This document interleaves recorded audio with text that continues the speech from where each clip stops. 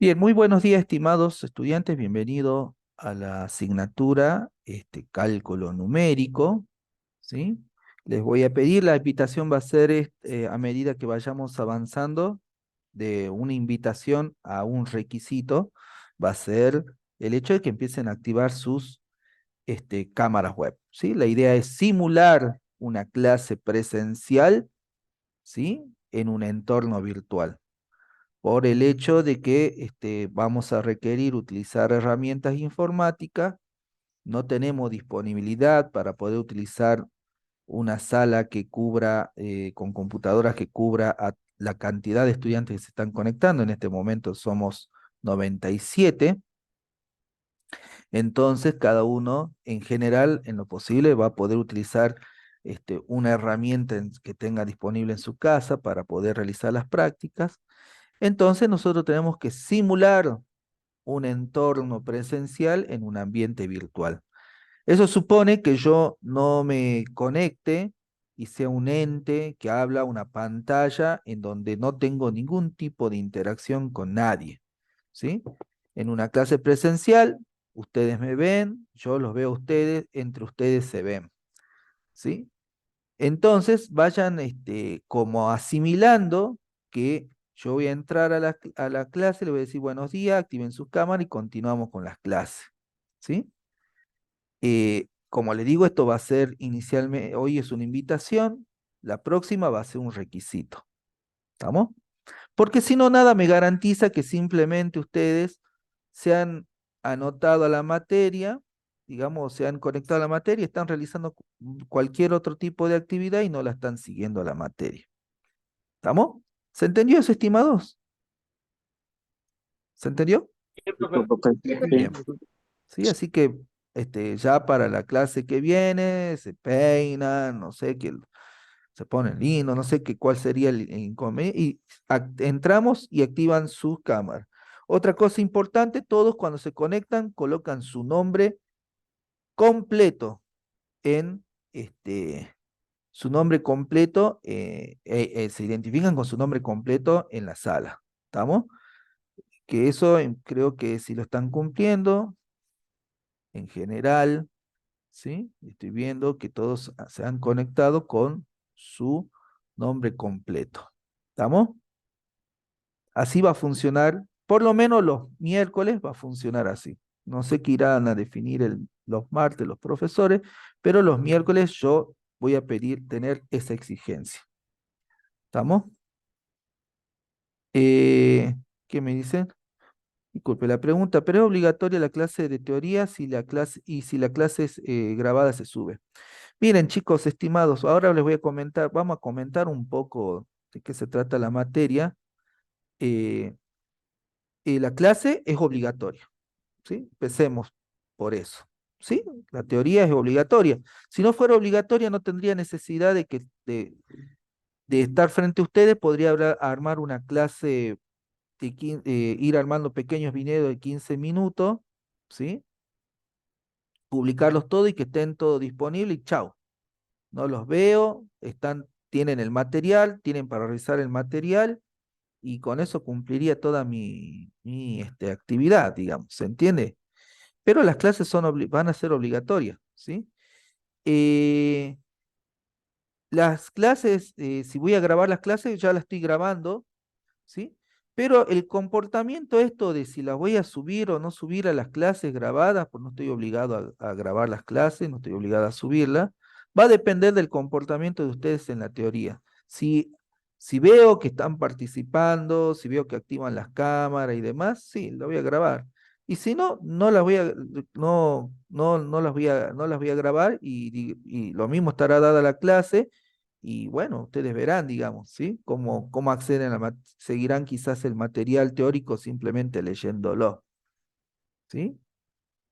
Eh, Estoy atendiendo dos clases al mismo tiempo, así que en eso ya veo como, sí, tener que empezar a ver. En definitiva, cuando estás siguiendo dos clases, no estás siguiendo a ninguna de las dos, digamos, ¿sí? Este, ¿Qué día de consulta? ¿Quién es el titular de la cátedra? ¿Sí? Ya están, qué bueno que hagan esas preguntas, ¿sí? En principio también, por favor, traten de utilizar el micrófono para hacer las preguntas, porque si no, ¿qué va a suceder? Va a ocurrir que probablemente algunas preguntas se me van a pasar en el chat y no las voy a responder, digamos, ¿sí? Así que también en esta simulación de un ambiente presencial en un entorno virtual, es de buenos modales utilizar el micrófono, ¿sí? Levantan la mano y hacen la pregunta. ¿Estamos?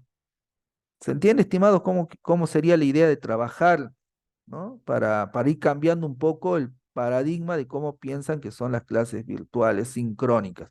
Este es un tipo de clase que se llama clase sincrónica, ¿sí? Este no es no es un canal donde alguien habla y el resto solamente recibe, no es una sala de auditorio, ¿sí? Eh, eh, este, bueno, a ver, y vamos viendo otras preguntas, ¿sí? Voy a ir respondiendo algunas preguntas, ¿sí? La materia se llama cálculo numérico, ¿sí? Está disponible para ingeniería en informática, ingeniería en minas e ingeniería de sistemas, de los planes 2000, en el caso de informática, el plan anterior, creo que es el 2010, y el plan 2022. Para la licenciatura en sistema, creo que es el plan 2010 también, y 2022. Para el caso de ingeniería en minas, ahí hay una cuestión que hay que solucionar, es para el plan 2007, que creo que es el anterior, y para el nuevo plan, ahí hay una particularidad que es el hecho de que en principio han cambiado la materia, se llama cálculo numérico y estadística, y nosotros, los profesores que estábamos en cálculo numérico, no tenemos nada que ver con estadística.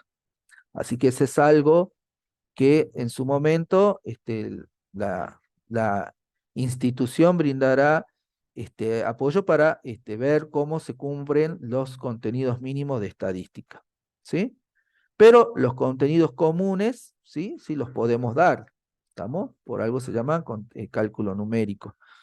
¿Estamos? ¿Se entiende para los estudiantes de ingeniería en minas? Con respecto al horario, ¿sí? Cálculo numérico, ¿sí? Conformado por el profesor Medrano, José Federico Medrano, el profesor Ariel Alejandro Vega y el profesor Juan Carlos Rodríguez. Nosotros llevamos adelante, ¿sí? La materia, ¿sí?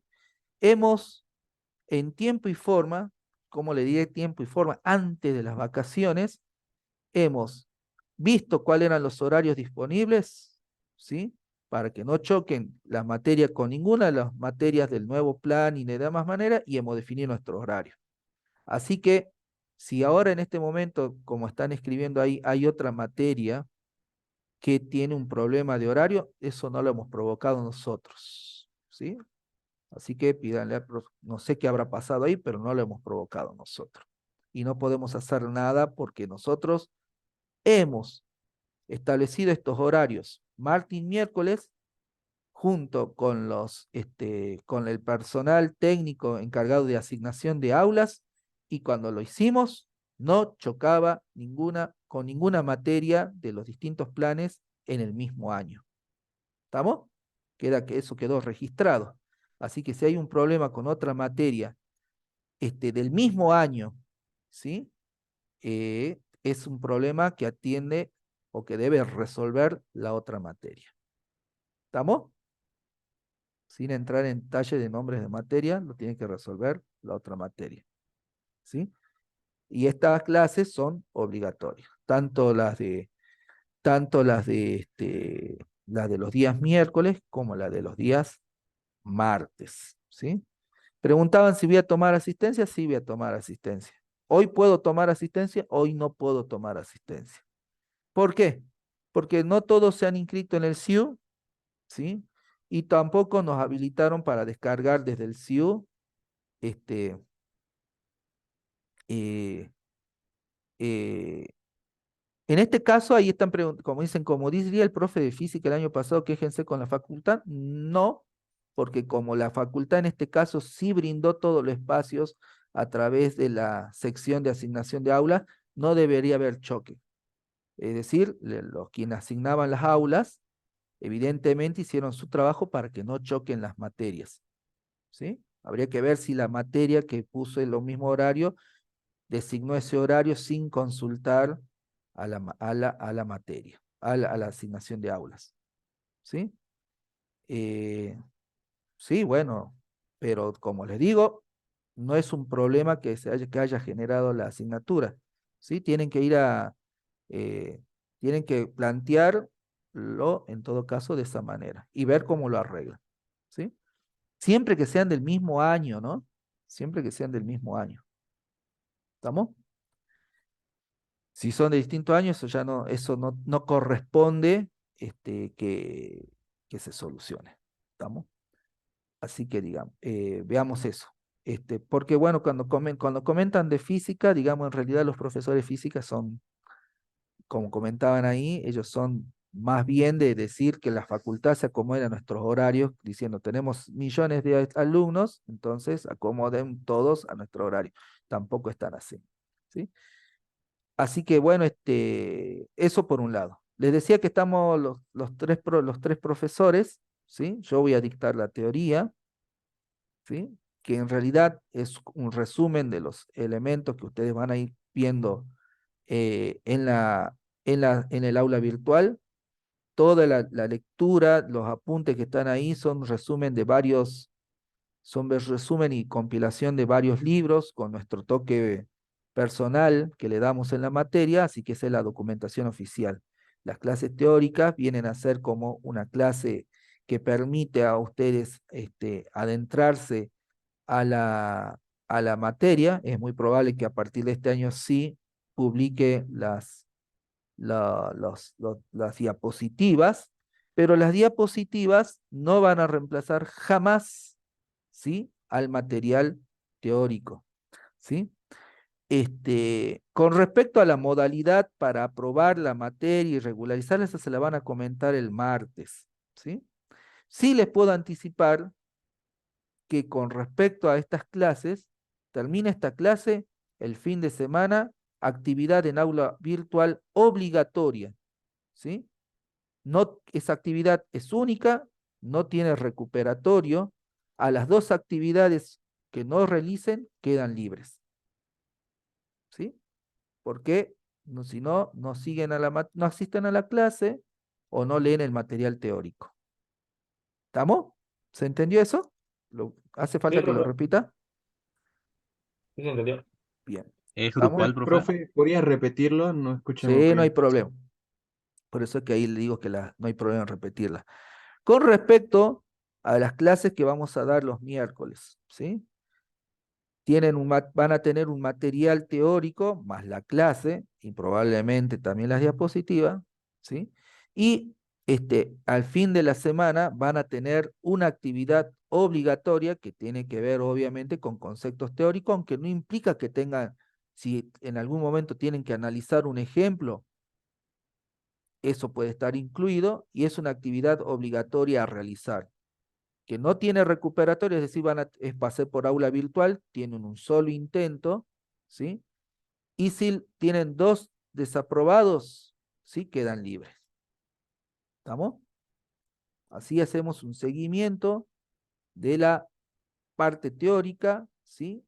Y que estén al día del mismo y no que quieran después quizás cuando llegue el parcial querer leer en una semana todo el material teórico.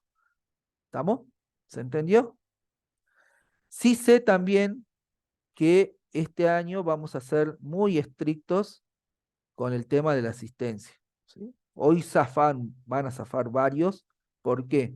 Porque todavía no tenemos acceso al listado de final o parcial desde el SIU, ¿sí? Nosotros vamos a guiarnos por el listado que nos devuelva el SIU. ¿Estamos de acuerdo, chicos? No por que estén inscritos en el aula virtual, sino en el SIU Guaraní. Así que quienes todavía no se han inscrito en el SIU Guaraní, háganlo, porque después el profesor o nos van a pasar el, la, quien sea el que nos pase el, el listado final, ¿sí? O parcial, digamos, vamos a tomar asistencia a partir de ese listado, ¿sí? ¿Estamos? O sea, si no aparecen es porque no se inscribieron en el SIO. ¿sí? Aparte, el que nos devuelve el SIU, el que tiene siempre todos los datos correctos, completos, los dos, si tienen más de un nombre, la libreta, etcétera.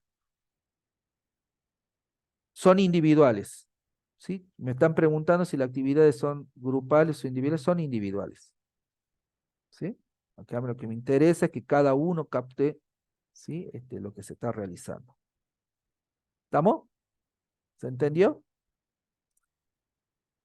Por el horario en el trabajo quizás se me complique ingresar algún hora y estaría justificado. Vos podés presentar una constancia, se te podría justificar, pero bueno, si de las 15 clases justificás 14, no sé cómo te va ahí también, ¿no? Yo tengo iniciado expediente por equivalencia, no figura en SIU. Bueno, eso después nos vas a tener que avisar para que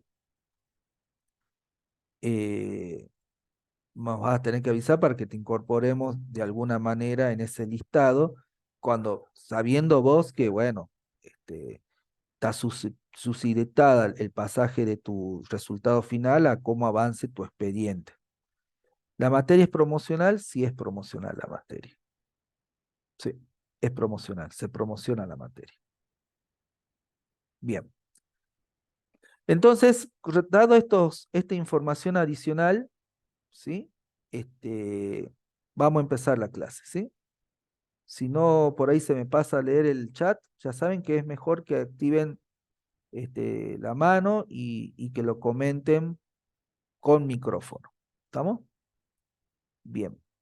Fíjense, la cantidad de estudiantes que se han anotado ahora son 140, ¿no? No tiene capacidad el aula 27 para que estén los 140. ¿Se entiende por qué estamos eligiendo darla virtual? No hay capacidad áulica, no tenemos aula que los albergue a ustedes, tenemos que darlo de modalidad virtual, pero quiero simular el ambiente presencial en el entorno virtual, ¿sí? Así que los felicito a Jonathan y a otros compañeros que he visto que están conectados, como por ejemplo, no sé, María, y nada más, ellos dos, pero después el resto tienen que empezar a hacer esto, ¿no? Si no, también lo vamos a empezar a tomar como ausente directamente, por lo menos los miércoles. ¿Vamos? Así que, bueno, bienvenidos nuevamente a la materia. En el aula virtual tienen el programa de la materia, ¿sí? Ese ya está actualizado. La unidad número 1 corresponde a los errores en el análisis numérico y también yo incluyo dentro de esta unidad de qué se trata la materia, ¿sí? Así que veamos un poco de qué se trata. Sí, Edgar, ¿cuál sería tu consulta? Disculpe, profe, ¿qué materia es esta? Porque algunos estábamos buscando programación de videojuegos uno. Se nos había No, dicho que iba a ser híbrida y no hay nadie en el aula pero 28. No sé si un link erróneo, profe, del que está es, ahí en las eh, clases de civil. esta es la materia de cálculo numérico, ¿no? Ah, ese era el problema. Porque en teoría no tenía que ser Yo, tanto yo porque... entré en el aula 27, ¿sí? Ah, bien. No, Ustedes es son, que entramos al aula 28 y nos dijeron que el profe Vega está dando la clase acá, pero es que no, como no, no, no. El aula 28, el que va a dar la clase es Samuel Bustamante, estimado. Este es Ah, el bien, aula virtual de la sala 27, bien, del bien, aula 27. ¿Estamos? Sí, bien. son todos estudiantes de cálculo Sí, sí, sí, numérico, por ¿no? eso. Bien. El Bien, profesor profe. Samuel Bustamante está ahí en el aula 28 y también le está dando híbrida, ¿sí? Para programación en videojuegos 1. Así que, Bien, este disculpe, profe. está bien. Trabajo en este horario, pues, bien. Tenés que conseguir igual en algún momento tu cámara, estimado. ¿Sí? Estimada, perdón, Silvina. ¿Sí? Porque si, ¿se entiende? Es un entorno presencial simulado en un virtual, ¿sí? Bueno, después ahora ya no voy a seguir respondiendo preguntas que ya han hecho y que he respondido, no las voy a volver a contestar, porque si no perdemos la clase. En todo caso, después entre chats se van comentando ahí los profesores, ¿sí? Preguntan si los horarios del día martes son a las 8:30. Sí, tengo entendido que sí, porque no pueden conectarse los profesores hasta las 8. Entonces empieza a las 8:30. ¿Estamos? Bien, empecemos con errores en análisis numérico. ¿Qué objetivos tenemos que ver hoy? ¿Sí? Vamos a ver la conceptualización del cálculo numérico, o sea, de esta materia, por qué tiene importancia dentro de su carrera que están realizando, los errores en ingeniería, ¿sí? La representación de los números en ordenador lo vamos a dejar para la clase que viene, y sí vamos a ver acá cómo se cuantifican los errores. Entonces, ¿qué vamos a ver? Bueno, en primer lugar vamos a ver el concepto del cálculo numérico, también es llamado análisis numérico, es un sinónimo de cálculo numérico y análisis numérico representan lo mismo. De hecho, alguna bibliografía dicen que ya es más conveniente llamarlo análisis numéricos en lugar de cálculo numérico, ¿sí? ¿Y de qué consiste? Bueno, es una rama de las matemáticas que básicamente se ocupa del diseño de algoritmos numéricos, ¿sí? Es decir, nosotros vamos a resolver problemas matemáticos. Ustedes hasta ahora han visto la resolución de modelos matemáticos de manera analítica. ¿Eso dónde? En análisis matemático, ¿sí?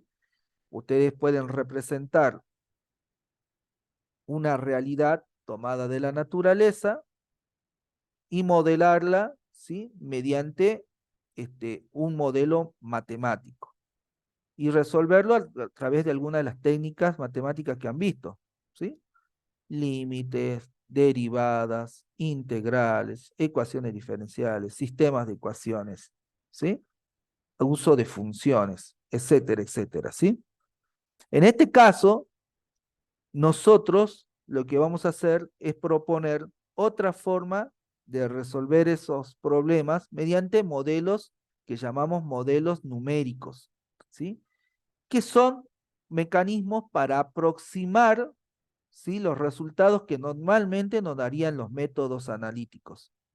Es decir, si yo tengo un problema y tengo que lo puedo resolver a través de una integral, ¿sí?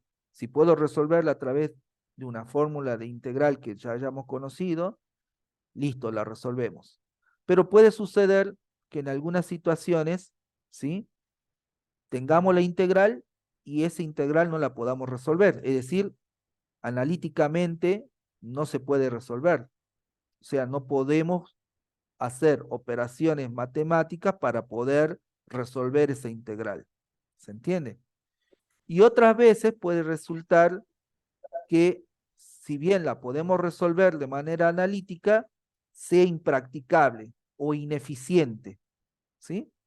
En todas esas situaciones, cuando ocurren esas situaciones, en lugar de resolverlo, el problema mediante un modelo matemático analítico, vamos a resolverlo mediante un modelo numérico que genera una aproximación.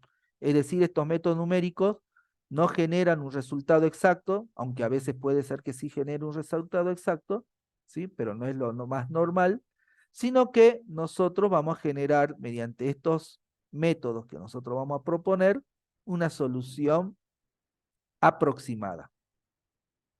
Lo que vemos a continuación es lo que le estuve comentando recién, ¿sí? Fíjense, simple, ¿no? Nosotros somos ingenieros, tenemos algún problema que nos presenta la naturaleza, tenemos que brindar una solución, ¿sí? Entonces, esa solución implica modelar el problema y modelar la solución, y el gran amigo, ¿sí? De estos modelos físicos que representan a la naturaleza es la matemática. Entonces utilizamos diferentes tipos de ecuaciones matemáticas, todo lo que ustedes han visto en análisis matemático para resolver, ¿sí? Si lo podemos resolver, lo resolvemos. Ahora, si resolverlo de esa manera es impracticable o no existe una forma de resolverlo, como ingenieros que son o que van a ser, ¿sí? Tenemos que brindar lo mismo una solución, y esa solución va a ser la simulación numérica. Es decir, generar resultados aproximados con la esperanza de que el error que cometamos sea aceptable. ¿Se entiende?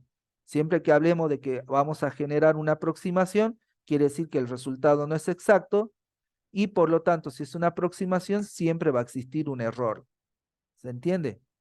La idea es que ese error que nosotros cometamos sea aceptable. ¿Vamos bien hasta ahí? ¿De qué se trata el tema de de esta materia?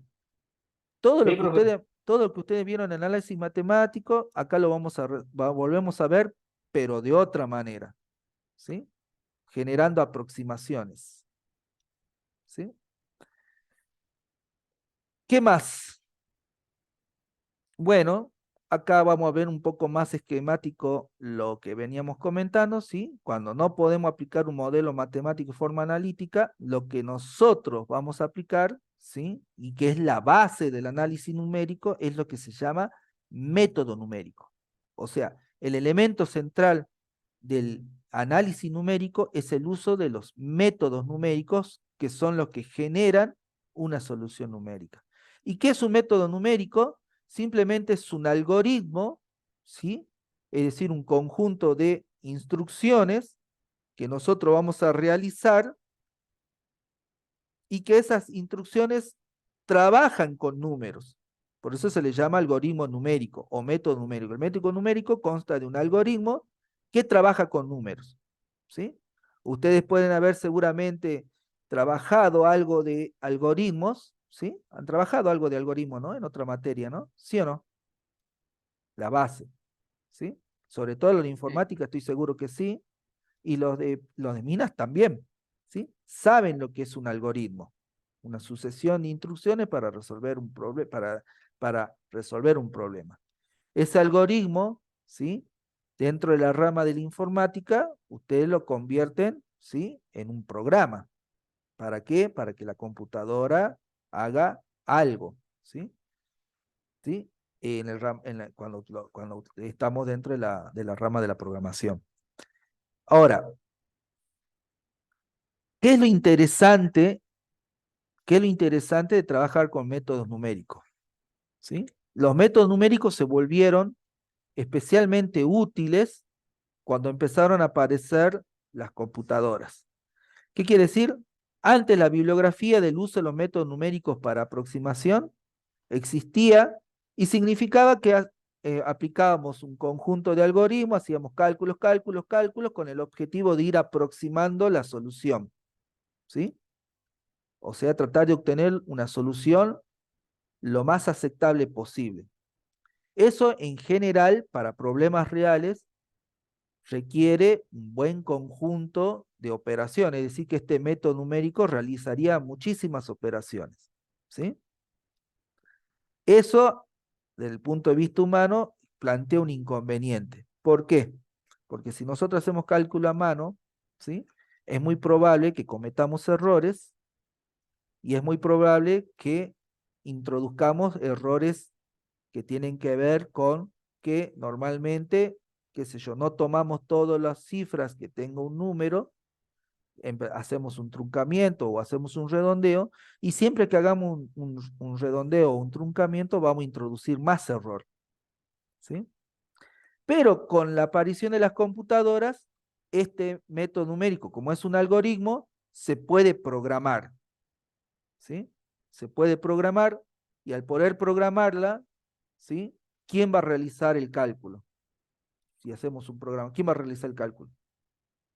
Si programamos Computadora. la computadora, ¿sí? Y además podemos plantear métodos numéricos que resuelvan problemas muy complejos, metemos los métodos numéricos, dejamos que la computadora sea quien se encargue de generar los resultados, y como ingeniero, entonces, ¿qué es lo que nosotros vamos a hacer? Vamos a analizar el resultado de la solución numérica para ver si dentro del contexto en el que estamos parados, esa solución es efectiva o si la podemos optimizar o si debemos descartar el resultado y proponer otro tipo de solución. ¿Se entiende? La idea con la que quiero que se queden, estimados estudiantes, es que los métodos numéricos para las técnicas numéricas que vamos a ver, o sea, por ejemplo, método numérico para resolver derivadas, métodos numéricos para resolver integrales, métodos numéricos para aproximar el resultado en una función que quizás no conozcamos, etcétera, etcétera. Esos métodos ya existen, no vamos a reinventar la rueda, ¿sí? O por lo menos a este nivel básico que se ve en las carreras universitarias de grado, no vamos a inventar nada nuevo. Ya existen todas las bibliografías disponibles que ustedes van a tener, que pueden ir a la biblioteca, que pueden descargar de internet, ¿sí? Bibliotecas con bibliografía confiable siempre, ¿no? Hablo de libros, ¿sí? De autores que, que realmente, digamos, sean importantes o referentes. Ya están escritos los algoritmos, ya están explicados, ya están eh, demostrados cómo funcionan esos métodos numéricos, ¿sí? Nosotros no vamos a reinventar, acá se los vamos a comentar, les vamos a decir cómo funcionan. Entonces la idea es que ustedes lo vean, vean dónde lo pueden aplicar, ¿sí? Si es factible aplicarlo y meterlo en una computadora con el objetivo de obtener resultados, ¿sí? ¿Estamos de acuerdo? No venimos a proponerles nada. Sí, profe. Sí, obviamente hay un campo de investigación que trata de buscar nuevos métodos numéricos, ¿sí? Pero ese no es el objetivo de esta materia, ¿sí? Nosotros vamos a ver cómo se utiliza. Bueno, en forma general, ¿cuál es la estructura de un método numérico? Es esta, ¿sí? Nosotros, como todo buen elemento de estructura, un esquema mental de cómo funciona el ordenador, nosotros introducimos datos de entrada, ¿sí? En este caso representado por un dato, ¿sí? En este caso representado por una variable denominada x sub i, ¿sí? Que va a representar una aproximación inicial. ¿Qué quiere decir? Yo tengo que resolver un problema, no lo puedo resolver de manera analítica, propongo una solución inicial, ¿sí? Este x sub i representa esa solución inicial. ¿Vamos bien hasta ahí? Este x sub i representa una solución inicial. También se la llama semilla, ¿sí? ¿No? Un valor inicial que representa la solución, ¿sí? Es muy probable que esa solución que nosotros inicialmente proponemos no sea la solución real o no esté lo suficientemente cerca de la solución real, ¿sí? Es muy probable. ¿Estamos? ¿Vamos bien hasta ahí? Sí. Esa solución es un dato de entrada a nuestro algoritmo numérico, ¿sí? Que está representado en este gráfico por el cálculo de aproximación, ¿sí? Esto que está acá, ¿sí? Es un algoritmo numérico, una técnica numérica, y esa técnica numérica lo que va a generar es un nuevo valor. Es decir, tomando como dato de entrada nuestra solución inicial, va a generar una nueva propuesta de solución, con la esperanza de que este método, ¿sí?, haya generado que esa solución sea mejor que la anterior. O sea, es una aproximación mejor que la anterior. ¿Se entiende? O sea, x sub i más 1 es una solución, ¿sí?, generada por el método numérico alimentada con x sub i, con la que esperamos que sea mejor. ¿Se entiende? ¿Vamos bien hasta ahí? ¿Se entiende que es x sub i más 1? Sí. Sí, sí, Es una nueva solución. profe. Bien, entonces, luego de que generamos esto, tenemos que ver si esa solución que obtenemos es aceptable o no es aceptable. Es decir, si es válida o inválida. Nosotros vamos a definir algún criterio en particular que nos permita decir si esa solución es válida o no. Es decir, alimentamos con estos dos datos, ¿sí?, el valor anterior y el valor actual que hemos obtenido, ¿sí? La aproximación inicial y la nueva aproximación, hacemos que alimenten nuestro criterio de aceptación o este criterio de aceptación que tenemos aquí, y si es válido, nuestro resultado final, ¿sí? Es decir, la aproximación que nosotros proponemos va a ser obviamente x sub i más 1. Pero, si ese criterio, esa aproximación mediante el criterio que nosotros hayamos definido no es válido, ¿sí? ¿Qué vamos a hacer? Fíjense, vamos a hacer una reasignación. Es decir, mi nuevo dato de entrada, el dato de entrada que va a volver a alimentar el método numérico, va a ser la solución que yo obtuve. ¿Qué estoy haciendo aquí? Estoy diciendo que x sub i va a ser igual, o le vamos a asignar el valor de lo que habíamos obtenido como aproximación. ¿Se entiende? Y por lo tanto, la aproximación generada va a ser el nuevo dato de entrada o solución inicial. ¿Sí? Esto significa que este método, este cálculo de aproximación, se va a ejecutar una cantidad finita de veces, tantas veces como nosotros lo definamos, hasta que podamos obtener una solución válida. ¿Sí? ¿Se entiende eso? Sí. Por eso, los métodos numéricos, este algoritmo numérico, generalmente se dice que es un método, son métodos, en general, la mayoría de las veces son métodos iterativos. Quiere decir que se repiten una cantidad finita de veces, ¿sí?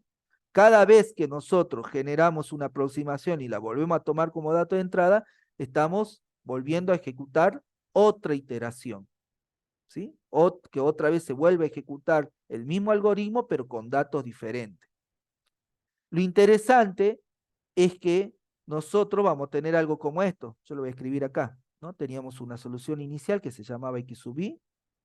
Eso genera una nueva aproximación que sería x sub i más 1. Eso genera otra que sería x sub i más 2. ¿Sí? X sub i más 3. ¿Se entiende? Diferentes aproximaciones. ¿Y qué es lo que nosotros esperamos? Es que cada aproximación que vamos generando se dice converja, ustedes saben el término converja, ¿sí? Debe converger, ¿sí? A la solución, ¿sí? O sea, tiende a la solución, ¿sí? ¿Estamos? ¿Vamos bien hasta ahí? Bien. Sí, profe. Todos los Profe. métodos, en general, la mayoría de los métodos numéricos que vamos a utilizar utilizan este concepto de método numérico iterativo, algunos no, ¿sí? Pero en general así funciona, ¿sí?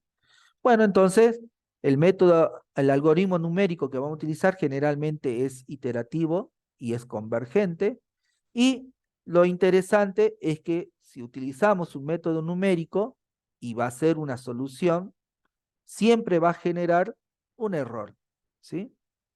Es decir, nuestros métodos siempre van a generar un error. Y que genere un error no tiene que ser una mala palabra, ¿sí? Vieron que estamos acostumbrados que si usamos algo, cuando hagamos algo, no tiene que estar libre de error. En el caso de los métodos numéricos, se espera que la solución aproximada esté asociada a un error, ¿sí? Porque es una aproximación, ¿estamos? ¿Sí? Es decir, siempre va a ser conveniente tener una aproximación aceptable que a no tener ningún resultado, ¿sí? ¿Cuáles son las aplicaciones de los métodos numéricos? Bueno, son multiuso como base para varias otras ciencias. Dentro de la ciencia de la informática, cosas que están muy de moda actualmente. Lo pueden confirmar los estudiantes de esta carrera, ¿sí? Procesamiento de imágenes, técnicas de inteligencia artificial como aprendizaje automático, machine learning, la ciencia de datos, ¿sí? Todas estas ramas proponen técnicas, ¿sí? Que son utilizadas muchas veces por software para procesamiento de imágenes, software o bibliotecas para programar técnicas de aprendizaje automático o software para ciencia de datos, ¿sí? Que se centran en el hecho de que podamos modelar cómo vamos a realizar el procesamiento de imagen, cómo vamos a realizar el aprendizaje, cómo vamos a entrenar las neuronas de nuestro modelo, o cómo vamos a recolectar la información y encontrar información dentro de la información, ¿sí? Que esos software en su base utilizan métodos numéricos. Es decir, muy probablemente, como les comentaba al principio, utilicen herramientas, bibliotecas de programación, por ejemplo, alguna biblioteca de Python o de R, ¿sí? Algún software interesante para procesamiento de imágenes o software para tratar de aplicar ciencia de datos. Nosotros lo vamos a utilizar, lo vamos a diseñar, lo vamos a entrenar, lo vamos a probar, lo vamos a analizar los resultados, y los cálculos internos que está realizando cada una de estas herramientas es muy probable que tenga o involucren métodos numéricos. Es decir, ni nos vamos a dar cuenta que lo estamos utilizando, pero los usan, ¿sí? Y eso es lo importante. Es decir, tiene muchísimas aplicaciones los métodos numéricos. El análisis numérico es muy usado. ¿Estamos? Lo mismo ocurre con las ciencias de la ingeniería de minas, ¿sí? Hoy leía, por ejemplo, que el balance del abatimiento, perdón, y control de agua subterránea en proyectos de minería, ¿sí? Que es básicamente determinar el flujo de agua que pasa por los torrentes, ¿no? Que dentro de un proyecto minero es importante tenerlo en cuenta para ver cómo todo el proyecto que nosotros hagamos afecta movimiento de suelo, cómo que no se pierda un flujo de agua, o cómo utilizar cómo controlar las aguas subterráneas en ese proyecto. Todo eso se puede establecer a través de software minero, ahí escribí mal, software minero, y ese software utiliza técnicas numéricas, ¿sí? Utiliza métodos numéricos, ¿sí? Otro ejemplo interesante dentro de ingeniería de mina es, por ejemplo, no me puedo acordar cómo se le llaman ahora, es porque, bueno, les reconozco que yo no soy ingeniero en mina, pero sí busco información que esté asociada a ver cómo se aplican los métodos numéricos, ¿sí? Dentro del ámbito de ustedes, ¿sí? Pero supongamos que ustedes tienen que estar en un proyecto donde, qué sé yo, están trasladando a través vendría a ser como, tienen que trasladar agua o rocas, ¿sí? A través de unas canaletas, ¿sí? Para que llegue a algún lugar, para que, bueno, de ahí se pueda cargar en, qué sé yo, en un camión o algo por el estilo, rocas y demás, ¿sí? Determinar cómo armar esto, ¿sí?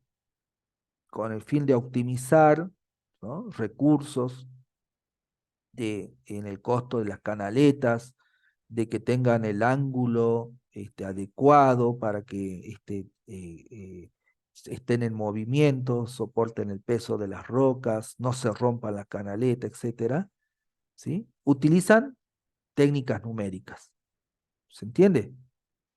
Y esas técnicas numéricas son obviamente incorporadas a un software minero, que es el que te va a hacer el dibujito directamente para cómo lo puedes utilizar. ¿Se entiende?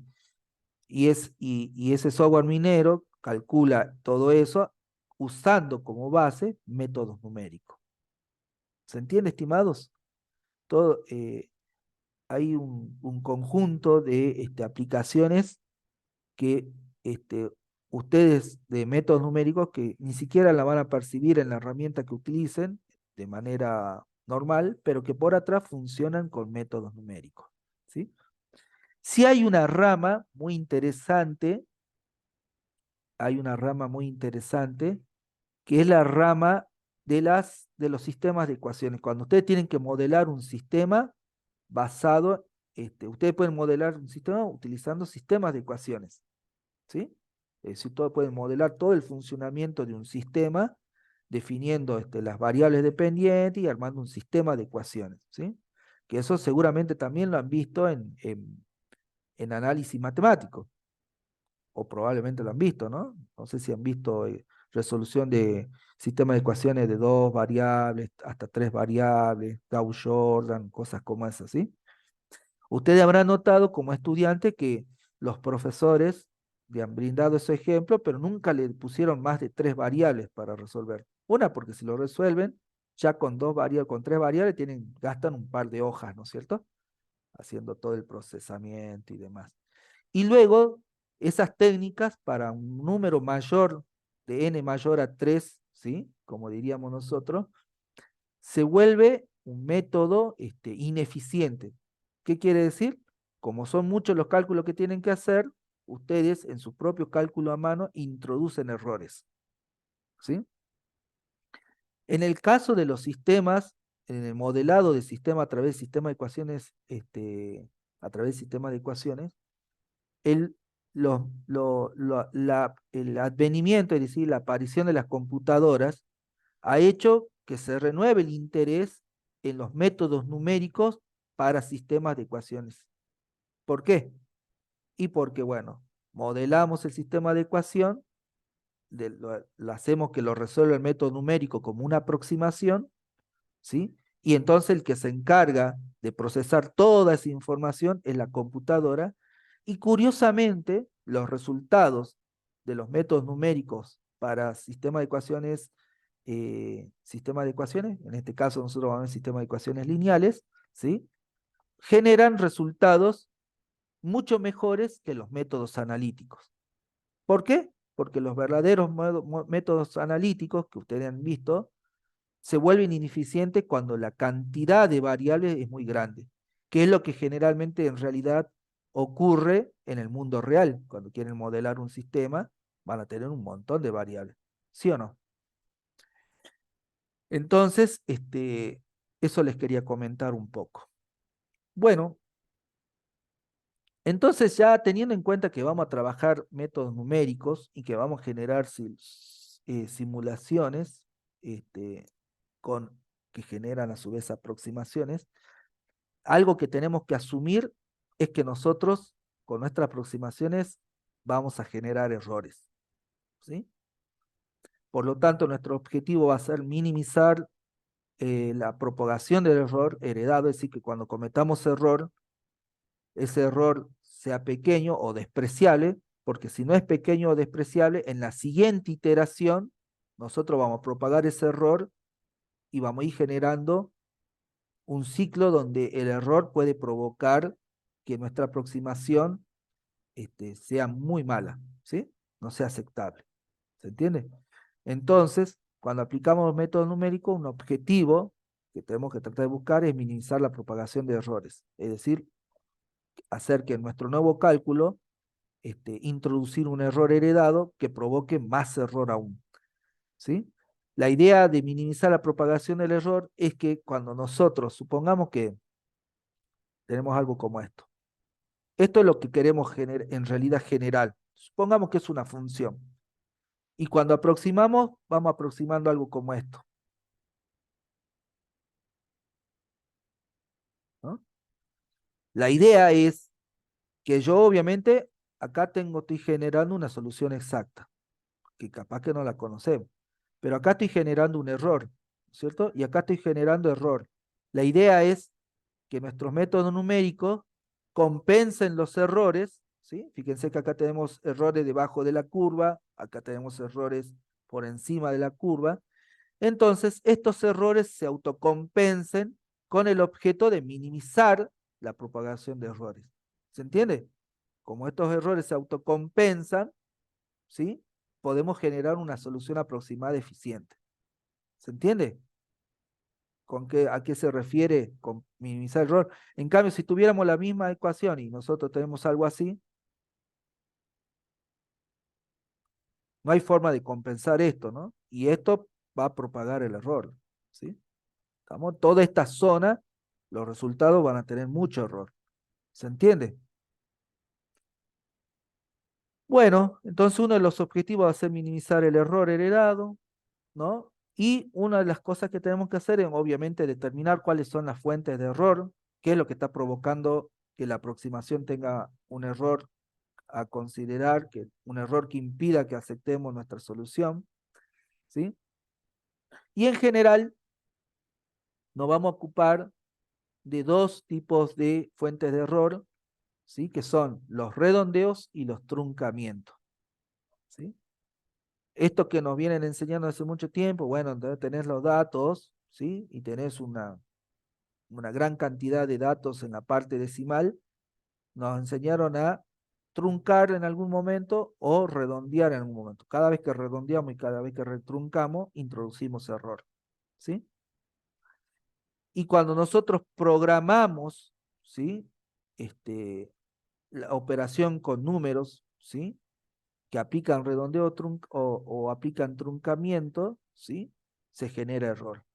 ¿Eso lo podemos minimizar? Sí lo podemos minimizar. Si nosotros reescribimos una operación de una manera distinta, ustedes ya lo saben, ¿no? Ustedes ya han visto que a una ecuación, ustedes, a alguna operación matemática, ustedes la pueden reescribir, significa lo mismo, pero lo pueden reescribir de otra manera, ¿no? Generalmente hacen eso ¿para qué? Para simplificar, ¿no? O para poder despejar algo. Se han cansado de hacer eso en análisis matemático, ¿sí o no? Para poder obtener un resultado. Bueno, acá sería lo mismo. Si esa operación, generalmente productos o divisiones, ¿sí? Generan un valor al cual vos sabés que lo vas a tener que someter a un redondeo o un truncamiento, es mejor que vos esa operación la reescriba de otra manera para que signifiquen lo mismo, pero por ejemplo desaparezca la división o generalmente lo que más tiene que desaparecer es la división. ¿Se entiende eso? ¿Para qué? Para que vos no provoques en la aplicación de este método numérico la generación de redondeos o truncamientos. ¿Se entiende? O sea, eso se puede hacer. Otra cosa, que eso ya tiene que ver con el diseño que hagan ustedes, ¿no? De la operación. Ahora, como nosotros vamos a meter el método numérico dentro de una computadora, es decir, nosotros vamos a generar un programa, ¿sí? Para que lo ejecute la computadora, tenemos que tener en cuenta que el procesador que nosotros tenemos también posee limitaciones de cómputo. También posee limitaciones de cómputo, ¿sí? Y esas limitaciones de cómputo van a generar un error. Ese tipo de error se llama error de procesamiento, ¿sí? ¿Cómo representa? Si bien eso está en el apunte, léanlo con detalle, léanlo con mucho detalle. Uy, ese me cruzó un gato. Eso fue un error inherente. No decía. Si, ¿cómo representa, cómo representa un número en la computadora internamente? ¿Cómo la representa? Bueno, quizás no sea nada nuevo para todos, pero internamente todo dato, toda información, la computadora la representa en un sistema de numeración que es el sistema binario. Es decir, interpreta como unos y ceros. ¿Sí? ¿Todos lo sabían? Incluidos los estudiantes de Minas. Sí, ¿no? Porque lo deben haber visto en otra materia, introducción a la informática, no sé cómo se llama, pero lo representan como números. ¿Estamos? ¿Sí? Y ustedes saben que el sistema binario trabaja, ¿sí? Con números que representan o unos o ceros, ¿sí? ¿Estamos? Y entra el concepto de bit, ¿sí? Donde yo puedo definir una variable que si yo defino una variable booleana, de tipo booleano, tipo lógico, ¿sí? Esa variable puede almacenar o verdadero o falso, ¿sí? Podríamos decir que almacena dos valores distintos, verdadero o falso. Y los datos se representan de esa manera. Es decir, si yo tengo un dato, ¿sí? Este dato, fíjense, no sé, ese dato puede ser un número, ese dato puede ser una imagen, ese dato puede ser un texto, pero internamente ese dato se representa como algo como esto, internamente. ¿Estamos? 1 y 0, ¿sí? En el sistema binario, por ejemplo, ¿sí? ¿Estamos? Ahora, toda computadora, ¿sí? El procesador tiene una limitación en la cantidad de bits, ¿sí? Que puede procesar a la vez, es decir, no podemos colocar infinitos 1, 0, 0, 1, eso. No, el procesador no tiene la capacidad de poder gestionar un dato cuyo tamaño sea infinito. El tamaño es limitado, ¿se entiende? Pero nosotros tenemos la necesidad de poder guardar datos a lo mejor muy grandes o muy pequeños. Entonces, ¿qué es lo que hace el procesador? ¿Sí? Bueno, genera el concepto de palabra. ¿Qué quiere decir? La palabra es una representación de una cantidad de bits y en general lo divide en dos secciones, ¿sí? Por un lado, tenemos la información, ¿sí? Que va a ser esto 1 o 0, lo que nosotros queramos, y otra parte que se llama, esto mantiza, donde nosotros acá que ponemos la potencia, es decir, este número multiplicado a una potencia en base 2, ¿sí? Con esto nosotros hacemos que en realidad, si fuera un número con coma, lo que empezamos a hacer es correr la coma y lo multiplicamos contra otro valor y así podemos obtener valores, datos muy grandes y muy pequeños, ¿sí? Eso como detalle. Para mayor detalle, recurran al apunte, ¿sí? Pero básicamente esto. Pero en definitiva, a pesar de que internamente trabaje con este, con este esquema, ¿sí? Lo mismo sigue siendo limitado, o sea, obtenemos una capacidad mucho más grande para representar números muy pequeños y números muy grandes, pero sigue siendo limitada la capacidad, ¿sí? Y entonces, ¿qué sucede si yo multiplico, por ejemplo, un número muy pequeño con un número normal? ¿Cuál va a ser el resultado si yo multiplico un número muy pequeño con un número normal?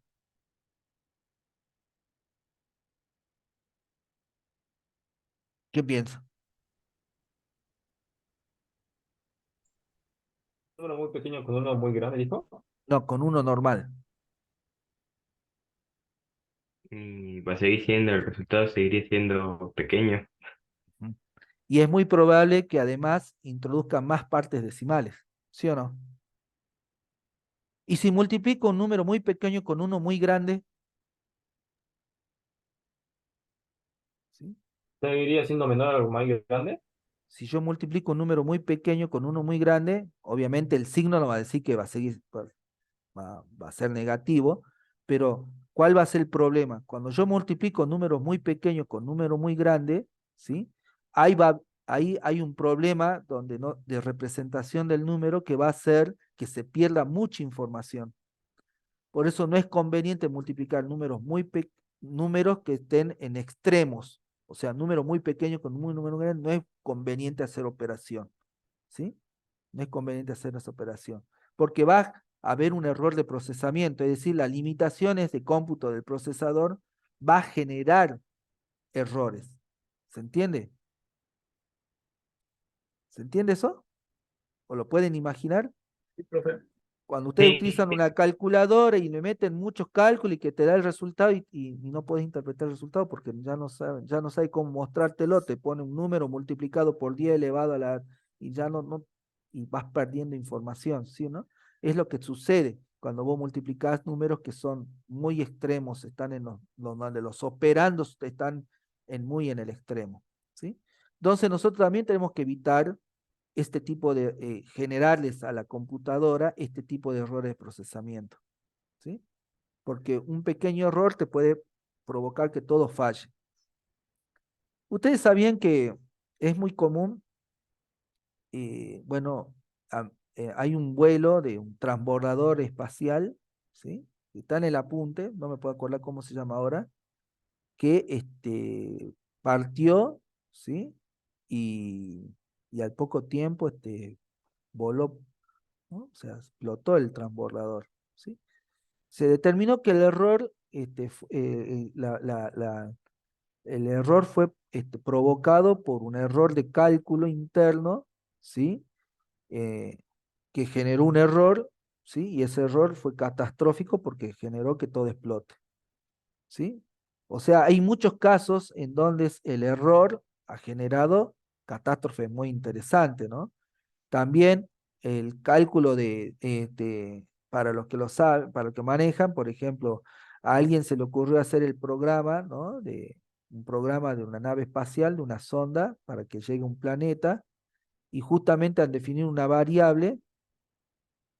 eh, una variable cuya capacidad de datos era muy pequeña, y entonces cuando hacían los cálculos, por culpa de que han definido mal la variable, es decir, el rango de valores que puede tomar, el, este, la, el- la sonda se desvió unos cuantos miles de kilómetros y entonces se perdió. No llegó a destino porque, bueno, el programa hizo los cálculos, hubo ahí un error en la definición del tipo de variable que tenía que tomar y se desvió. Pero también hay errores, ¿sí? Que han tenido finales felices. Si ustedes se fijan en el apunte, ¿sí? Hay un error que tiene que ver con la posibilidad de ver cómo se encontró algo que benefició muchísimo a la salud, ¿sí? Así que véanlo y después la semana que viene voy a preguntar a ver si lo encontraron y de qué se trataba en el apunte y me comentan qué tal, ¿sí? Es decir, hay errores, no siempre los errores los tenemos que tomar como algo que va a ser catastrófico, ¿no? Pero evidentemente nosotros tenemos que, a nivel de nuestra profesión, tenemos que lograr que los errores sean aceptables, ¿sí? Bueno, entonces también tenemos que evitar simplificaciones ideales, error en el modelo, ¿sí? Un error humano que se llama error inherente, es decir, hay cosas que nosotros por nuestra naturaleza vamos a cometer error, entonces hay que considerarlos. Si sabemos que podemos cometer un error humano, es bueno dentro del introducir esa variable, esa posibilidad que cometamos errores dentro de nuestro modelo, ¿sí? Eh, pues recuerden que todo modelo es una simplificación de la realidad. Bueno, también en esa simplificación que no sea demasiado ideal, porque si no, va a generar un error. Bueno, en definitiva, la aproximación que nosotros generemos, ¿sí? A través de los métodos numéricos, va a generar una incertidumbre y va a generar un sesgo. ¿A qué se refiere con incertidumbre y sesgo? Es que vamos a tener problemas de exactitud. ¿Qué es la exactitud? Bueno, la exactitud, si conociéramos cuál es el resultado o la solución real, supongamos que en este caso tenemos un ejemplo donde la solución real, por ejemplo, está aquí, en el centro de esto, ¿sí? Y todos esos puntitos que nosotros vemos son nuestras aproximaciones, ¿sí? Son nuestras aproximaciones. ¿La exactitud con qué tiene que ver? Con esa capacidad de determinar si nuestras aproximaciones están, ¿sí? Lo suficientemente cerca de lo que sería el resultado real. ¿Se entiende? En este caso tenemos una buena exactitud y en este caso tenemos una dispersión. No tenemos una buena exactitud. De casualidad, una de nuestras aproximaciones pegó en el resultado exacto, pero fíjense que no podemos determinarlo porque todas las demás nos dieron muy lejos, entonces, ¿cómo podemos saber que esto en realidad fue el resultado exacto? Que hemos aproximado al resultado exacto. No lo podemos saber, ¿se entiende? ¿Estamos? Y también eso genera, eh, eh, eso genera incertidumbre. Cuando hay problemas de exactitud, cuando no podemos determinar si nuestras aproximaciones son cercanas al resultado real, ahí hay una incertidumbre, porque no podemos confiar en nuestros datos, en nuestros resultados. ¿Estamos? Y también podemos tener problemas de sesgos que están relacionados con este, con la precisión, ¿no? ¿En qué sentido? Bueno, ¿qué tiene que ver la precisión acá? La precisión tiene que ver con la relación que existe entre todas las aproximaciones que nosotros generemos, ¿sí? ¿No? ¿Qué relación hay entre las aproximaciones que generemos? ¿Sí? Fíjense que acá tengo dos situaciones muy interesantes. Estos resultados no son precisos porque cada uno de ellos están muy alejados a los otros, y estos datos son muy precisos porque todas las aproximaciones giran alrededor de un punto. ¿Se entiende? Ahora, ¿sí? Si nosotros no definimos bien nuestro método numérico, es decir, si no hacemos simplificaciones en el cálculo, o sea, lo representamos como para no introducir errores de redondeo, si nuestra simplificación ha sido inadecuada, si no hemos establecido bien algún otro criterio, ¿sí? Nosotros vamos a generar, ¿sí? Métodos que pueden ser, o ese procedimiento puede generar errores. Ahora, ¿qué tenemos que entender nosotros? Que nuestro método numérico sean exactos, precisos o ambos. ¿Cómo tendría que ser nuestro método numérico? Ambos, Serían mira. ambos. Ambos, ¿sí? Ambos. Y está claro, porque por ejemplo aquí, si nosotros generamos un resultado preciso, ¿sí? Pero evidentemente en este caso todas las aproximaciones son precisas, pero están muy alejadas del resultado real. ¿Se entiende? En cambio acá, ¿sí? Acá tenemos un resultado que es inexacto, ¿sí? Pero no, al ser inexacto y no ser preciso, no podemos obtener ninguna relación entre nada. En cambio acá, en este último ejemplo, que es el más adecuado, por decirlo así, acá tenemos resultados tanto precisos como exactos, ¿sí? ¿Por qué? ¿Por qué preciso? Porque todos los resultados giran alrededor del más o menos el mismo punto. ¿Y por qué exacto? Y porque están realmente alrededor del resultado real, que sería acá el centro. ¿Se entiende? Entonces nosotros tenemos que aspirar a crear métodos numéricos que sean exactos, sean lo suficientemente exactos y lo suficientemente precisos. Pero se plantea un problema acá. ¿Cuál piensan que es el problema? ¿Por qué elegiríamos utilizar métodos numéricos y no resolver por método analítico? ¿Se acuerdan que dijimos que los métodos numéricos lo aplicaríamos cuando no podemos aplicar el método analítico?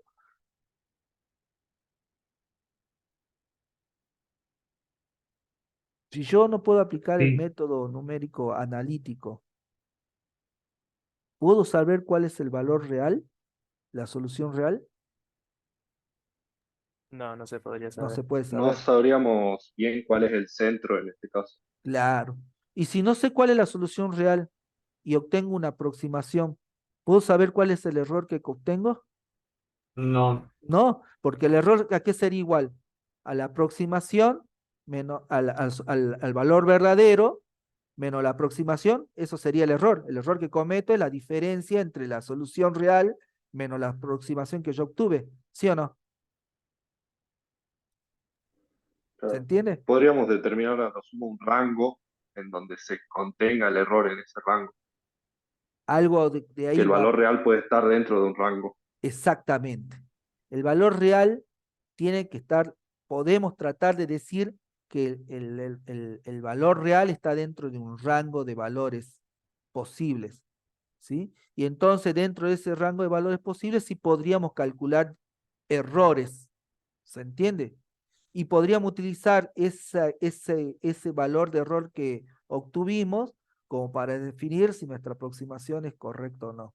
¿Se entiende? Es decir, como no podemos calcular el error real, el real porque no sabemos la solución real, tenemos que valernos de algunos artilugios, ¿sí? Como para poder determinar cuál va a ser nuestro error aceptable.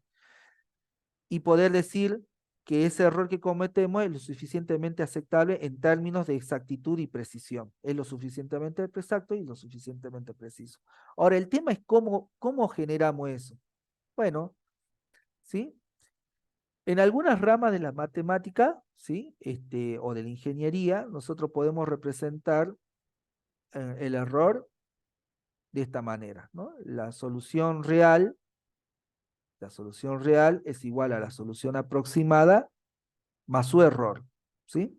Porque nada de lo que midamos en la vida en realidad es exacto, ¿sí? Esto tiene que ver con mediciones. Cuando queremos medir algo, esa medición nunca va a ser exacta. Siempre que midamos algo, siempre va a haber un error, ¿sí?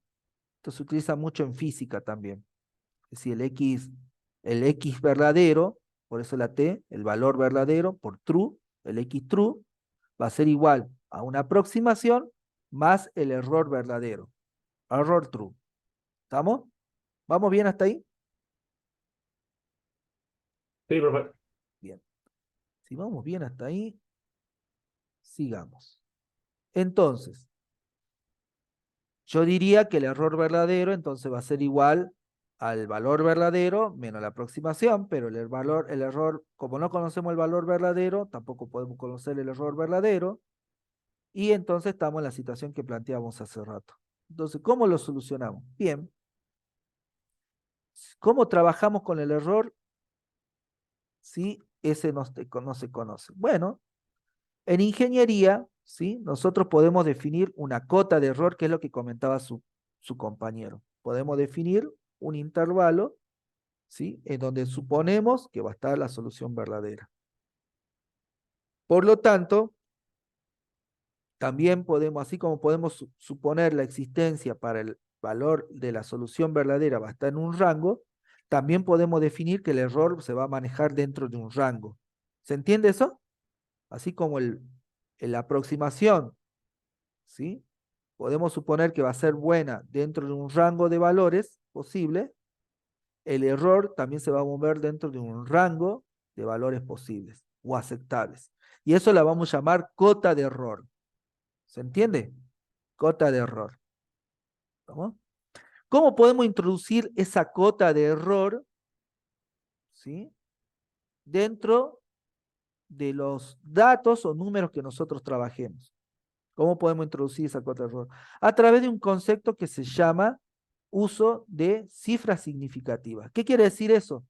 Que yo defino que en este caso, fíjense, es un artilugio matemático, el valor verdadero va a ser igual a un número que está conformado por una cantidad de dígitos que son confiables, es decir, estos serían datos verdaderos, números verdaderos, cifras verdaderas, más un dígito que es el que introduce la incertidumbre. ¿Se entiende?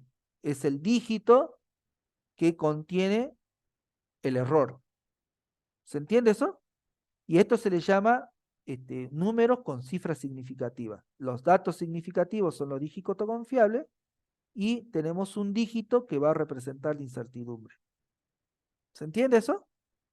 Podemos confiar en todos estos datos menos el último dígito, porque ese dígito es el que contiene el error. ¿Estamos?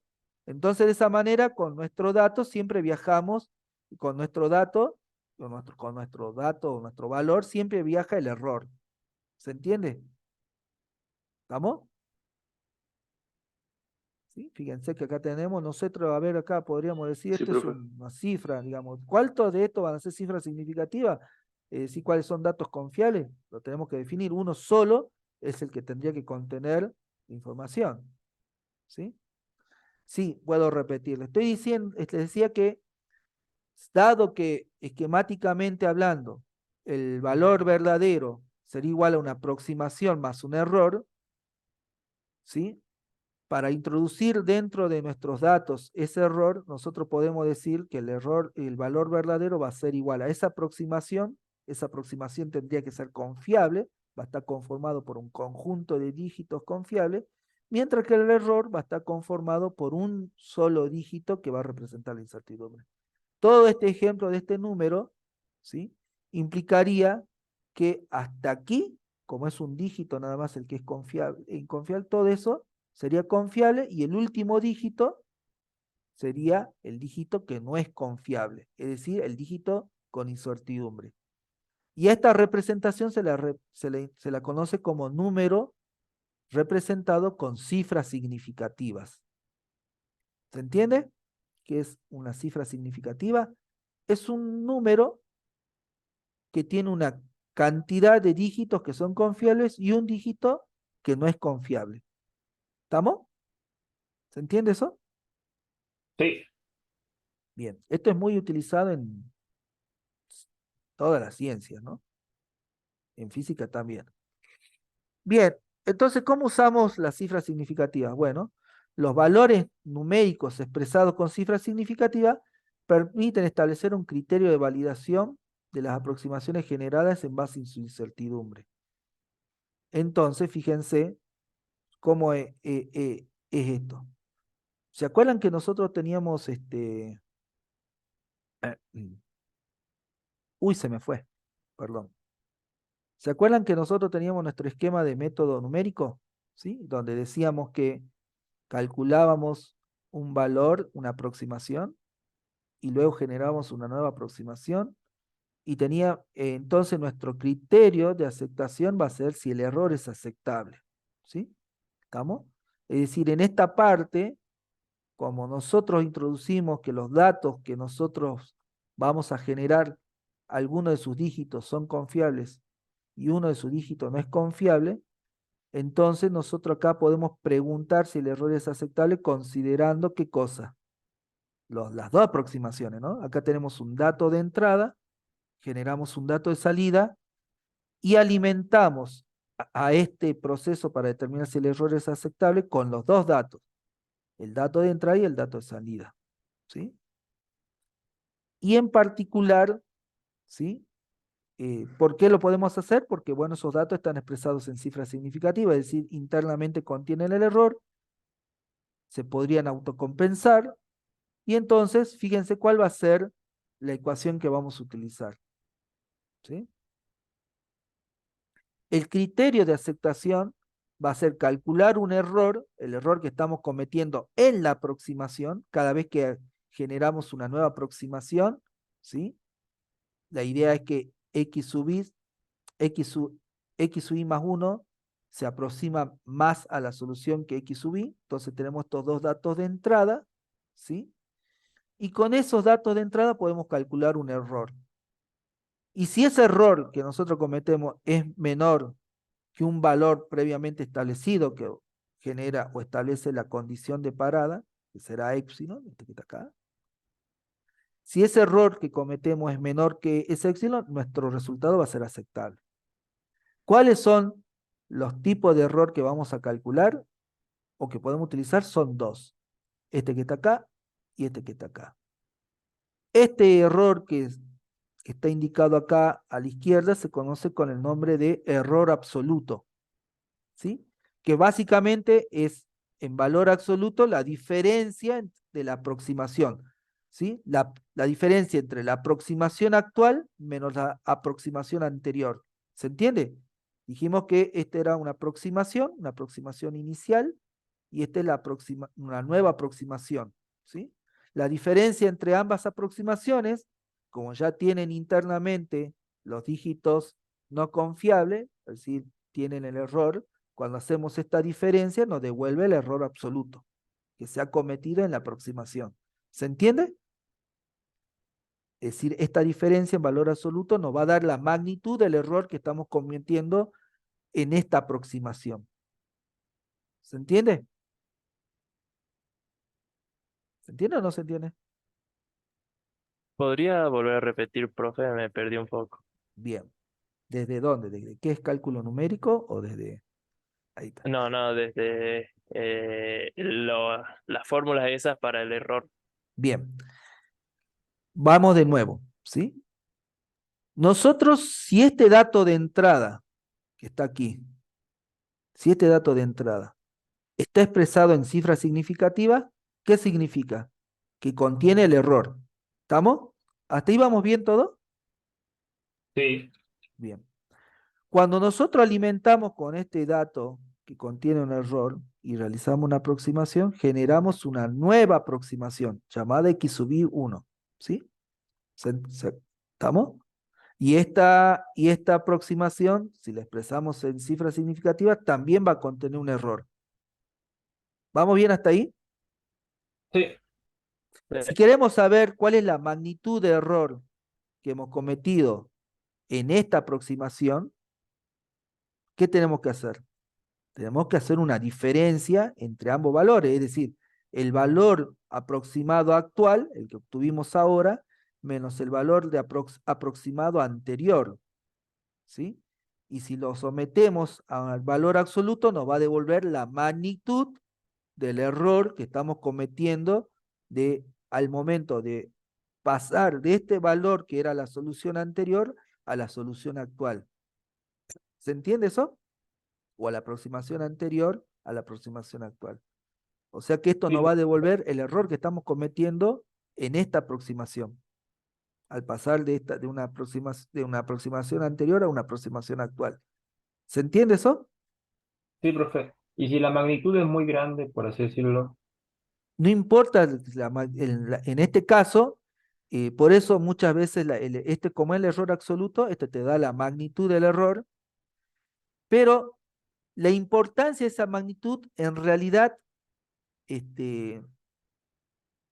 la tenemos que analizar. Por ejemplo, supongamos que estamos construyendo, o sea, estamos construyendo, por ejemplo, en nuestra empresa se encarga de crear clavos. Esto está también en el apunte, ¿sí? O sea, que creamos clavos, ¿se entiende? Uno clavo. Y nuestra máquina empieza a tener un problema por el cual no hace exactamente, ¿sí? No hace exactamente todos los clavos con el mismo tamaño. ¿Se entiende? Es decir, genera uno, genera otro que a lo mejor es un poquito más grande o es un poquito más chico. ¿Se entiende? Si nosotros queremos calcular cuál es el error que hemos cometido, si por ejemplo este es, no sé, mide 10 centímetros y este mide 12 centímetros, la diferencia va a ser el error, que en este caso es mucho 10 centímetros, ¿no? Pero bueno, supongamos exagerado 10 centímetros. ¿Sí? La diferencia entre los dos va a ser 2, ¿no es cierto? Esa es la magnitud, 2, porque como hacemos en valor absoluto, estamos anulando la unidad de medida, ¿sí? Acá lo único que tenemos es la magnitud, el número 2. ¿Estamos de acuerdo? sí, ¿Sí? Pero si lo queremos saber, si esto es centímetro y este es centímetro, esto obviamente va a ser 2 centímetros. ¿Estamos? Ahora, supongamos que estamos construyendo un puente, ¿no? Estamos construyendo sí, un puente. No sé, bueno, vamos a ver un puentecito. Ya me salió mal el puente. ¿Sí? Y le hemos errado, al final, teníamos que legar y hemos obtenido un error, ¿sí? Donde esto tenía que ser 10 metros. Por ejemplo, hemos calculado que la distancia de acá hasta acá era de 10 metros, ¿sí? Esto lo voy a hacer exagerado, ¿no? 10 metros, ¿sí? Y en realidad era de 12 metros. ¿Se entiende esto? Si yo sí, quiero calcular el error absoluto que cometí, ¿sí? Sería otra vez 10 o 10 menos 12 o 12 menos 10 en valor absoluto me va a volver a devolver 2. ¿Se entiende eso? claro, Pero no es lo mismo cometer un error de 2 metros que un error de 2 centímetros. ¿Sí o no? sí, ¿Sí? Sí. ¿De qué va a depender? Y el error dentro del contexto en lo que estemos trabajando. Por eso, si bien en algunas situaciones puede ser útil el error absoluto que me devuelve la magnitud, ¿sí? del error que estoy cometiendo, ¿sí? ¿No? Que me devuelve la magnitud del error que estoy cometiendo, también es cierto, ¿sí? Que muchas veces es ideal utilizar este otro, ¿sí? Que es llamado error relativo, que te da, como que te devuelve la proporción del error dentro del contexto que estamos ingresando. Por eso fíjense que acá es x sub i menos x sub i menos 1, o sea, el error sería igual al error absoluto dividido la nueva aproximación. Entonces eso te va a dar como una proporción del error que estamos cometiendo, ¿sí? Fíjense que acá sería 2 dividido, ¿quién? Supongamos si hicimos 10, 12 menos 10 sería 2, dividido 12, ¿no es cierto? Así sería, ¿no? ¿Y esto cuánto devolvería? 0,16. 0,16. Entonces, fíjate que esta es la proporción del error que estoy cometiendo dentro de lo que es el tamaño de un ideal de un clavo, ¿sí? Estoy cometiendo, ¿sí? Aproximadamente, si lo multiplicamos por 100%, estamos cometiendo un error del 16%. ¿Se entiende eso? Sí, Y acá, si lo hacemos 10, bueno, ¿cómo era? 12 menos 10 y dividido 12 también, ¿no? ¿Sí? 12 dividido, ¿cuánto?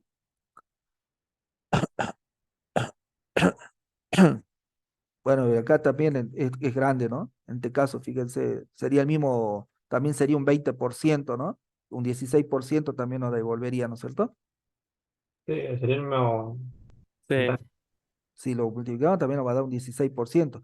Ahora, errarle en la construcción en un 16%, en esta construcción, es catastrófico con respecto a un 16% de quién, del clavito. de los clavos. O sea, acá pasa, es muy chiquitito, ¿no? Y ahí es donde nosotros podemos decir, bueno, ¿cuándo descartamos, cuándo vamos a descartar clavos? Supongamos que nosotros este error le decimos, no, yo la verdad, este epsilon que digo yo, digo, el error tiene que ser menor, por ejemplo, que el 5%. O sea, lo voy a poner 0,5 o 0,05, ¿sí? 0,05. Entonces, si yo he cometido acá un error más grande, o sea, este es el error que me devuelvo, ¿qué es lo que voy a hacer? Bueno, vuelvo a aplicar de nuevo. Uy, perdón, ahí se me fue.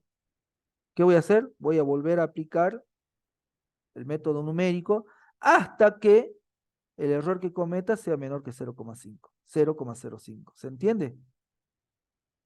Porque es el error que yo quiero tolerar o que yo estoy dispuesto a tolerar. ¿Se entiende?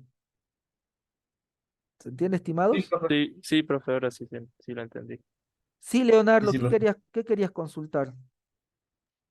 Buen día, profe. Quería hacer una consulta respecto a ese epsilon. Usted dijo, bueno, recién que consideraría un 0,05, pero ese valor, ¿puede ser dado por los valores iniciales que tengamos o es a nuestro criterio un valor Bien, tope, por así decirlo? en realidad hay distintos fenómenos en los cuales, por ejemplo, a mí me tocó trabajar en la industria de los alimentos y, por ejemplo, para determinar el error que se comete en la medición de un nutriente dentro de un alimento, ellos tienen un conjunto de datos que vienen realizados de manera empírica por muchos años, ¿sí? Y entonces a nivel mundial, por ejemplo, se han establecido tablas en las cuales se han determinado, por ejemplo, los valores de éxito, ¿sí? Por cálculo empírico, es decir, en muchas situaciones te puede venir ya indicado, ¿no? Para ese tipo de problema, el error tolerable es un epsilon de tanto, ¿se entiende? En otras situaciones, cuando no existe, y ahí va a tener que ser, ¿qué cosa? Va a tener que ser una decisión de diseño que lo irán estableciendo ustedes junto con el cliente, básicamente. ¿Cuál es el error que está dispuesto a tolerar? ¿Se entiende? Muchas veces a lo mejor el cliente va a definir cuál va a ser la tolerancia permitida y ustedes lo único que pueden hacer es ver, miren, con esta tolerancia permitida, este es el valor que sí podemos obtener una aproximación confiable, o la verdad, hicimos que el método se ejecute, no sé, una cantidad enorme de veces y nunca logramos bajar de esa iteración. Por lo tanto, este estudio con esta tolerancia nosotros no lo podemos obtener. ¿Se entiende? A fines académicos, ustedes van a ver que en los libros siempre se habla de un valor de tolerancia de error de 10 a la menos 3. Es decir, sería 0,001. ¿Se entiende? Para la mayoría de los casos, estudios que vamos a utilizar, si no lo escribimos, si no se los indica en los ejercicios, se toma ese valor como un valor de éxito aceptable. ¿Se entiende? Fíjense que es bastante pequeño, ¿no? Así que va a depender, ahí ya entra otras cuestiones. ¿Estamos? Que tiene que ver ya con el propio estudio de aplicación donde ustedes quieren involucrar el método numérico. ¿Sí?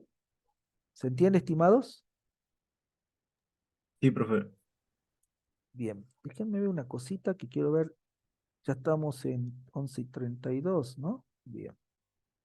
Quería ver quería ver dónde estábamos parados. Cuánto vamos, cómo vamos con el tiempo, porque no tengo reloj. ¿Sí? Y no sabía dónde estamos parados. Ahora vuelvo a activar. Dame un segundito. Bien. Entonces, teníamos esto. Y cuando queremos, bueno, entonces, en definitiva, para poder trabajar de esta manera, significa que nuestros datos, nosotros los vamos a tener que expresar con cifras significativas siempre para que podamos hacer estos cálculos, ¿sí? Trabajar con cifras significativas significa conocer algunas reglas de cómo se conforman, ¿sí? Las cifras significativas. Fíjense que acá dice que, como regla número 1, cualquier dígito diferente de 0 es significativo. Fíjense que acá hay un ejemplo, ¿sí? Si yo les digo cuántas cifras significativas tiene este número, ustedes me van a decir que 3, ¿sí? 3 cifras significativas, ¿sí? ¿Por qué? Porque cualquier dígito diferente de 0 es significativo. ¿Estamos? ¿Cuántas cifras significativas tiene? Regla número 2. Los ceros entre dígitos diferentes de 0 son significativos. ¿Qué quiere decir? Si yo tengo este número, ¿cuántas cifras significativas voy a tener? 3. ¿Por qué? Porque ese 0 está entre dos valores que son diferentes de 0. ¿Sí? O sea que también tenemos 3 cifras significativas. Ahora, si yo tengo este otro número, nuevamente fíjense, va a ser 5 cifras significativas. Es decir, si los cuento a los ceros en este caso como cifras significativas. En la regla número 3, los ceros a la izquierda, ¿sí? Los ceros a la izquierda del primer número distinto de 0 no son significativos. Fíjense, yo tengo este número y acá la pregunta es ¿cuántas cifras significativas voy a tener? En este caso, las cifras significativas, ¿sí? Van a ser 2. ¿Por qué? Porque los ceros a la izquierda del primer número distinto de 0 no son significativos, es decir, 0,00 no es significativo. Por lo tanto, acá yo tengo un número con 2 cifras significativas. ¿Se entiende eso? Sí, profe. Si hubiera sido 0,00203, serían 3 cifras. 0,0. Claro, si hubiéramos puesto 234, o sea, 0,00234, tendríamos 3 cifras significativas. No, pero si hubiera sido Lo que, 0,00203, ese 0 también contaría como cifra, ¿no? y ahí si hubiera sido 4. Claro. Vos me estás diciendo ¿no? Si te lo leí bien. Vos decís algo como esto, 0,0002304 y tenés 4 cifras significativas, Claro. ¿sí? Porque este 0 está entre dos valores que sí son significativos, ¿sí? Más reglas. Esta sería la regla número 5, ¿no? A ver. Sí, no, la regla 4. Los ceros que se encuentran después de la coma, ¿sí? Y después de un dígito distinto de 0 son significativos. ¿Qué quiere decir esto? Miren, si yo tengo esto, me dice, ¿cuántas cifras significativas voy a tener? 4, ¿sí? Los ceros después de la coma y después de un dígito distinto de 0 son significativos. Entonces, fíjense, acá tengo el 10, ¿sí? Este 0 está después del 1 y a su vez después de la coma tengo 0, entonces tengo 4 cifras significativas. O sea, en este caso los 0,50. ¿Estamos? En este caso, ¿cuántas cifras significativas voy a tener? 2. 2, nada más. ¿Sí? Porque los que estaban adelante, a la izquierda, no son significativos, pero sí después del 3 hay un 0, y por lo tanto tenemos 2 cifras significativas. Regla número 5. En los números enteros, los ceros situados después de un dígito distinto de 0 pueden ser o no significativos. ¿Qué quiere decir? ¿No? Acá, cuando tenemos aquí esto, y al ser un número entero, acá no podemos asegurar que tenemos 3 cifras significativas, 2 cifras significativas o una cifra significativa. ¿Sí? No lo podemos determinar. ¿Sí? ¿Estamos? O sea que podría ser 1, 2 o 3 cifras significativas. ¿Estamos? ¿Cómo podemos hacer, cómo en estas situaciones, y cuando nosotros necesitamos poder explicitar cuál es el número de cifras significativas que tenemos que recurrir a, por ejemplo, la notación científica. La notación científica, ¿sí? Justamente te va a permitir a vos indicar el número de cifras significativas en esta parte, ¿sí? A ver, escucha, ahora sí que no me sale. Acá, ¿sí? Antes de la multiplicación de la expresión, este término, ¿sí? Ahí voy a tener la cantidad de cifras significativas, en este caso el 6. Y al elevarlo a la potencia de 10 a la 2, esto, bueno, me va a devolver 600, ¿sí? Y entonces lo que queda delante de la multiplicación son los dígitos significativos, ¿sí? Entonces una manera de expresar, ¿sí? Las cifras significativas a través de la notación científica. ¿Estamos? ¿Se entiende eso? Igual por ejemplo, aquí ¿cuántas cifras significativas entonces tengo? 2. 2. ¿Se entiende? Lo importante es que al colocarlo con notación científica, hago explícito cuáles son las cantidades de cifras significativas. ¿Se entiende? Bueno, después tenemos más reglas todavía. Vamos a tener ¿no? Las reglas para operaciones con cifras significativas. Una es la regla del redondeo, ¿sí? Fíjense, se aumenta en 1 si el primer dígito descartado es mayor que 5. Fíjense que se mantiene su valor si el primer dígito descartado es menor que 5. Esto se parece a lo que nos enseñaron cómo es la técnica de redondeo, ¿no es cierto? Si el primer dígito descartado es 5 o es 5 seguido de 0, ¿sí? Ahí tenemos que analizar. Si el dígito menos significativo es par, entonces mantiene su valor. Si el dígito menos significativo es impar, se incrementa en 1. Por ejemplo, si yo tengo este número 0,0231 y lo quiero redondear a 2 cifras significativas, ¿cómo quedaría? Según estas reglas. 0,0023. A ver. Exactamente, 0,23. ¿Se entiende? ¿No faltan 2 ceros, profe? No, porque lo estoy redondeando a cifras significativas. ¿Se entiende esto? Profe, pero no sería 0,0023. A ver, ¿por qué sería así 0,23? Profe, porque si no, el redondear no está cambiando la magnitud del número. Sí, estoy Claro, cambiando tiene la otro magnitud. Estoy, nombre. estoy cambiando la magnitud del número, ¿sí? Sí, sí, ni más ni menos. ¿Qué es lo que me Ah, o faltó ahí? sea, ¿Qué es o lo que me sea que faltó? está bien, digamos, cambiar la magnitud del número al redondear la Claro, cifra significativa. claro, pero aquí lo que me está faltando es hacer la multiplicación, ¿no? Lo que me faltó es expresarlo en notación científica. Ah, claro, eso me parecía. Sí, eso es lo que me faltó ahí para corregirlo. ¿Se entiende eso? O sea, tendría que Sí. haber quedado 0,23 por cuánto. Por 10 a Por la día a la menos cuánto. 2. A 10 a la menos 2. Día a la menos 2. ¿Sí? Por 10 a la menos 2. ¿Sí? Ni más ni menos. Así que ya saben que hay un error, ¿no? Bueno, y este ejemplo, si yo quiero redondear a dos cifras significativas este número, ¿cómo va a quedar?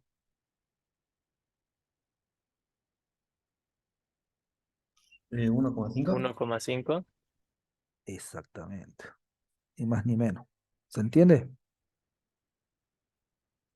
Este otro ejemplo, redondear a dos cifras significativas, 1,6. ¿ah? 1,6. A ver, sí, ni más ni menos. ¿Estamos? ¿Estamos todos de acuerdo?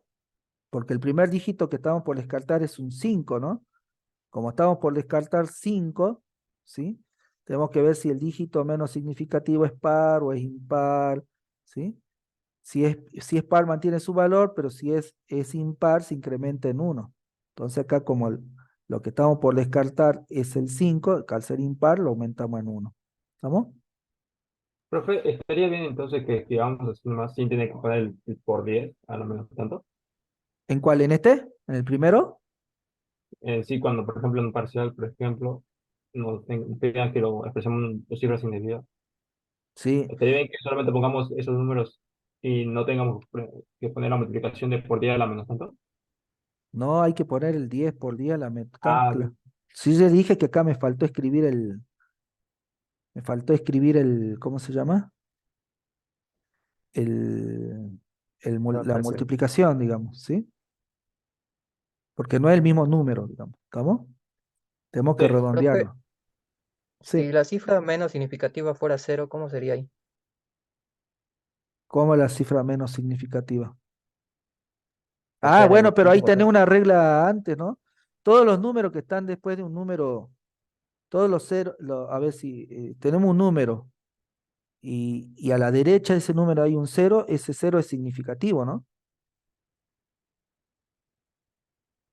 O sea, si yo tengo 230, por ejemplo, 230,017, 0, a ver, por ejemplo, a ver si lo puedo escribir acá. Yo tengo, ay, espera, no me deja escribir. Supongo que tengo así, ¿no? Este, 123,30,40. ¿Cuántas cifras significativas tengo? Este cero sí va a ser significativo. Todos los que están a la derecha siguen siendo significativos, ¿no es cierto? Cuando nosotros evaluamos es cuando están a la izquierda, si son significativos o no. En este caso, por ejemplo, ¿cuáles son significativos? Aquí, en este número. Si lo El vemos así, 231. el 231, esos son significativos. ¿Se entiende? Si lo queremos redondear a 2, tendría que haber quedado entonces, ¿sí? Es 0,23, ¿sí? Por 10 a la menos 2. ¿Estamos? Porque acá estos son los ceros que no son significativos. ¿Se entiende eso? Sí, Porque profe. si, Sí, porque si no, no es el mismo número, digamos, ¿se entiende? Bien. A ver si puedo borrar. Ya, ahí está. Bueno, otra regla de operación, ¿sí? En una suma o resta, el número de dígitos resultado viene marcado por la posición del menor dígito común de todos los números que se suman o se restan. Por ejemplo, fíjense que acá yo tengo esto, 4,3 más 0,30 más 7,31. El resultado me devolvería esto, ¿no es cierto? Si yo sumo, me devuelve esto. ¿Sí? Sí, ¿Estamos? Ahora, digamos, cada valor tiene una cantidad de cifras significativas. ¿Cuántas cifras significativas tiene el primer número? 2. Dos. El segundo, Dos. el tercero, 3. tres. Cuando nosotros sumamos esto, el valor resultado tiene que tener la misma cantidad de números, la misma cantidad de dígitos significativos que la del menor dígito, ¿no? O sea que esta, en vez de tener cuatro cifras significativas, ¿cuántas va a tener que tener? 2. Dos. A ver, ¿por qué dos, tres? En la suma de los restos de dígitos del resultado viene marcado por la posición del menor dígito común de todos los números que se suman o se No sería la parte decimal esto, profe. es la parte decimal. Sí, por eso es que hice mal, digamos. ¿Sí? Viene marcado por la posición del menor dígito común de todos los números que se suman o se restan. ¿Sí? En este caso, 3. Entonces, fíjense que acá se suman este. El común es este, digamos, porque todos tienen un dígito. ¿Se entiende eso, no? A ver, perdón, me confundí con otra regla. Este tiene un número decimal, ¿no es cierto? Un dígito Et- después de la coma. claro, este tiene 3, este tiene 1 y este tiene 2, ¿sí? Entonces todos sabemos que todo esto tienen al menos un dígito decimal, ¿no es cierto? Entonces por eso es que el resultado tiene que tener solamente un dígito decimal, ¿sí? Y al tener un solo dígito decimal va a tener que tener en este caso 3 cifras significativas, como tenía el número real tenía 11,64, acá no te queda otra que hacer redondeo. ¿Se entiende? Porque lo tenemos que redondear a 3 cifras significativas. Y bueno, por eso quedó 11,6. ¿Se entiende? Esto lo interesante de trabajar con estas reglas es que ya te define a vos la cantidad de cifras significativas que va a tener. O sea, yo podría haber dicho, guardo todo esto con los 4 dígitos, y son 4 dígitos significativos, pero cuando es una suma, ¿sí? Esta regla te dice, no, en este caso solamente vamos a tener la misma cantidad de dígitos que tengan todos, ¿sí? Entonces, como este solamente tiene un dígito, todos los demás van a tener que estar restringidos a un solo dígito, ¿se entiende? Si este, por ejemplo, hubiera sido 4,31, ¿sí? 4,31, ¿cuánto hubiera dado el resultado sin cifra significativa? Sin el establecimiento de la regla. 4,31 más 0,030 más 7,31, ¿cuánto hubiera dado? El 11,64. 64,1. 64,1. ¿Están seguros? 11,65. ¿Lo escribimos? 11,65 sería. ¿Cuánto? 11,65. Sí. Bueno, entonces lo escribamos 11,65. ¿Sí? Y entonces, ¿qué tengo que hacer ahí? Si ya aplico esta regla, ¿cómo va a quedar? Así quedaría que no. Así como Exactamente. está. Así como, igual. así como está. ¿Se entiende? Ni más ni menos. ¿Se entiende? Por la Sí, regla. profe. Veamos este otro ejemplo.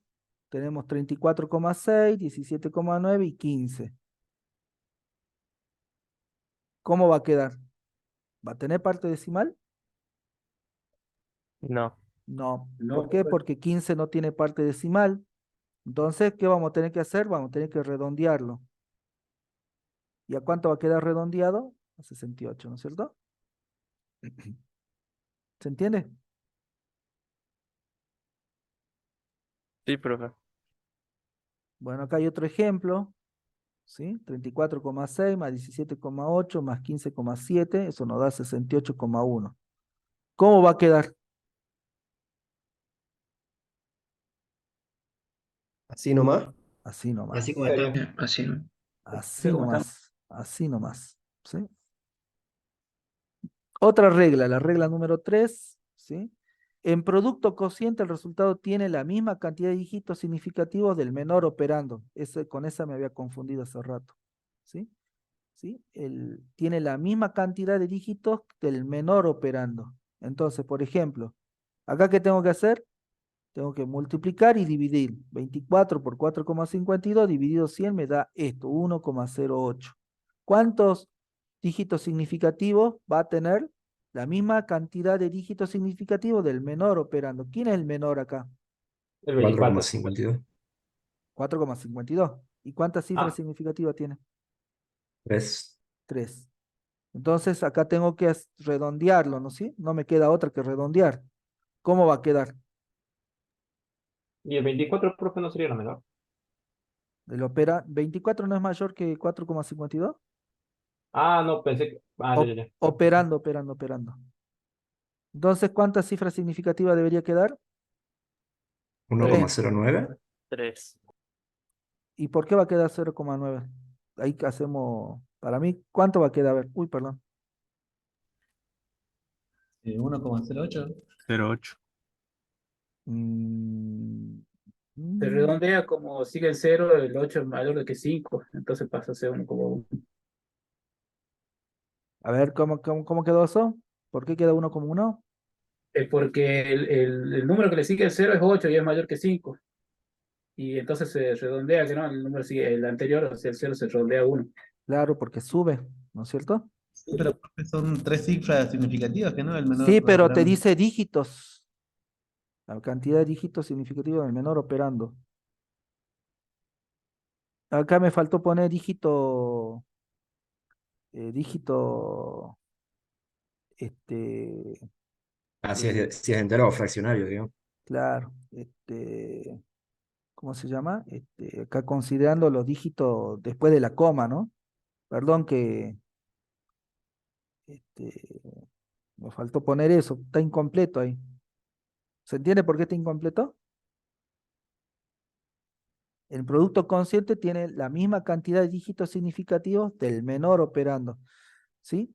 Y acá el menor operando es este, y acá tiene 3, pero acá en realidad tienen que ser los dígitos después de la coma.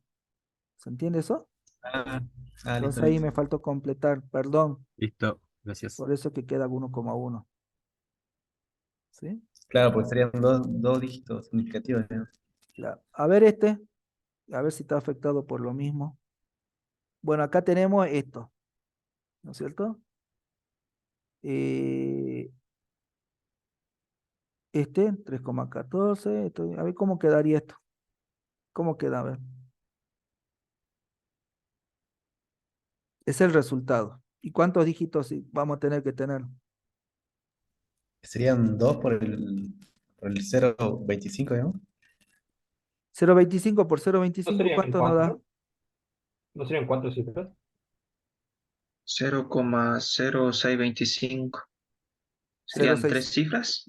Serían 3 cifras. 3 cifras, ¿no? El más pequeño tiene 3 cifras significativas, que serían los que tienen en coma, ¿no es cierto? Por eso queda 0,46. ¿Por qué queda Sí, sí, quedaría 0,46? como 46, ¿no? Porque son 3 cifras, dicen. Sí, tenemos las 3 cifras significativas. ¿Entiende? Este 0 sí vale, ¿no es cierto? Obvio que vale este 0, ¿no? Es significativo, porque es el, Profe, Puede ser por el 0,25 por el 2, o sea, profe, no el comenzaba a contar que está elevado cuando. al cuadrado solamente tiene dos cifras significativas, el 0,25, por eso es que le pone como resultado debe ser, 0,46. debe ser por eso. Ahí lo que no sé si deberíamos multiplicarlo primero a la potencia, ¿no? Claro, eso le iba a consultar. Eso le iba a consultar si hacemos la potencia primero o. Pero acá, este tiene una trampa, porque este equivalente que diríamos 0,14159 por 0,25 por 0,25 por 0,352, ¿no es cierto? Entonces Ah, tiene, Igual tiene dos, el menor digamos. Sí. siempre Tiene ausente del dos, digamos. 0,25. Tiene dos, digamos. Qué interesante, ¿no? claro. Transporte. Sí, hay que matarlo al autor del libro. Esto lo saqué del libro de. Pero fíjense que es 0,46, ¿no es cierto? Porque Sí, porque tiene el 0,25 es menor operando, profe. el menor operando, ni más ni menos, y tiene 2 dígitos significativos, ¿sí? Después de la coma. Así que nos queda así. ¿Estamos? Bueno, vamos viendo las últimas reglas. Regla 4: en el logaritmo de un número se deben mantener tantos dígitos a la derecha de la coma decimal como cifras significativas tiene el número original, a la perinola. Y en la regla 5, en el antilogaritmo de un número se debe mantener tantas cifras significativas como dígitos decimales posee el número decimal. Son parecidas, ¿no? No, no son parecidos. Digamos, acá tenemos el logaritmo de 3,53. Y eso devuelve esto. A ver, ¿a cuántas cifras significativas lo tengo que pasar? Dice, en el logaritmo de un número se deben mantener tantos dígitos a la derecha de la coma decimal como cifras significativas tiene el número original. ¿El número original cuántas cifras significativas tiene? 3. Por lo 3. tanto, a la derecha de esto, de la coma, tenemos que tener 3 cifras significativas.